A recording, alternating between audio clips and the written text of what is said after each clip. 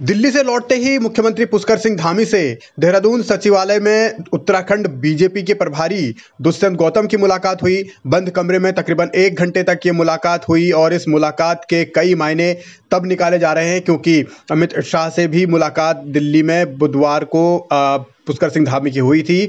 और उसके बाद जब विधानसभा में बैकडोर भर्तियों के मामले पर की जांच चल रही हो, दूसरी ओर अधीनस्थ सेवा चयन आयोग की भर्तियों की जांच चल रही हो, तब जांच रिपोर्ट आने से पहले धामी ने विधानसभा में भर्तियों को लेकर बड़ा बयान दिया है। जैसे ही ये मालूम चला कि विधानसभा की भर्तियों में कुछ गड़बड़ियां हुई हैं, जैसे प्रकरण सामने आया तो हमने तत्काल विधानसभा अध्यक्ष जी से अनुरोध किया कि आप इस पर जांच करवाइए और जांच करवाने के बाद दोषी जो पाए जाते हैं या जो गलत नियुक्तियां हैं अवैध तरीके से हुई हैं उन सबको निरस्त किया जाना चाहिए। मैं तो अपना मंतव्य पहले उनको दे चुका हूं और इस दिशा में काम भी हो रहा है।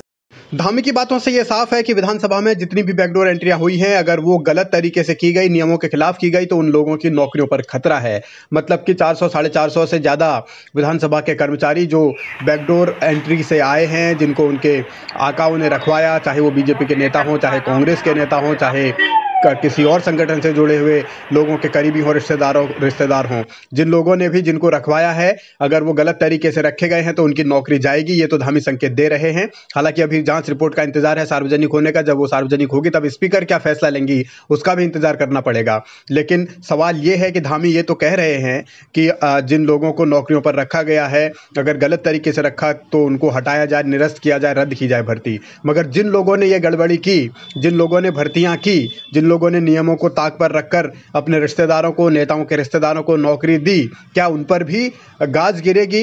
इस पर फिलहाल अभी सस्पेंस है। सवाल यही है कि सियासी तमाम तरीके के तेवर हैं, सियासी मानक हैं जिनके आधार पर कार्रवाई की बात की जा रही है। सबके बीच देहरादून में आज सचिवालय में मुख्यमंत्री धामी के साथ मिलने वाले विधायकों की फेहरिस्त भी लंबी रही। कई विधायक बीजेपी के धामी से मिले हैं सचिवालय में, ऐसी खबरें हैं। और कैबिनेट विस्तार की अटकलों के बीच, कैबिनेट में रिसफल की अटकलों के बीच विधायकों की इस मुलाकात के बहुत मायने हो जाते हैं।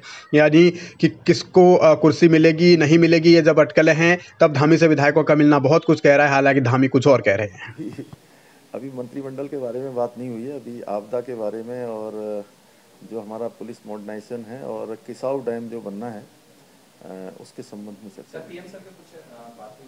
धामी भले ही कैबिनेट विस्तार की चर्चा से जुड़े सवाल टालने की कोशिश कर रहे हों, लेकिन बीजेपी में स्थितियां बहुत चुनौतीपूर्ण हैं, ये बीजेपी भी समझ रही है। कुछ मंत्रियों की साख पर जैसे जैसे सवाल उठे हैं, विवाद बढ़ा है, उसके बाद डैमेज कंट्रोल की कोशिशें भी हो रही हैं। और आज देहरादून सचिवालय में मुख्यमंत्री पुष्कर सिंह धामी की गुप्त मीटिंग को लेकर भी खूब चर्चा हो रही है उत्तराखंड में। सूत्रों के मुताबिक प्रभारी दुष्यंत गौतम, सीएम धामी, उत्तराखंड बीजेपी के संगठन महामंत्री अजय कुमार और महेंद्र भट्ट जो कि उत्तराखंड बीजेपी के अध्यक्ष हैं, उनकी मुलाकात तकरीबन 1 घंटे से ज़्यादा चली है। इस गुप्त मीटिंग के कई मायने निकाले जा रहे हैं।